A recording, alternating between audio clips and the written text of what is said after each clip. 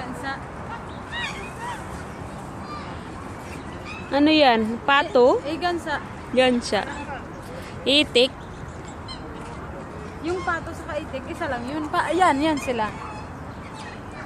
O, yan sa amin, pato. Pero atong gansa. Oh, gansa. Walang itik. Ayan ang itik, oh. Ayan ang itik. Ayun nga. Hindi, iya, pato sa amin. Ito, Yung itik. itik sa kapato, isa lang. Hindi iba yung itik. Iba yung Sa amin, yung itik. itik sa kapato, isa lang. Hindi sa amin hindi. Iba? Oo. Ibang itik.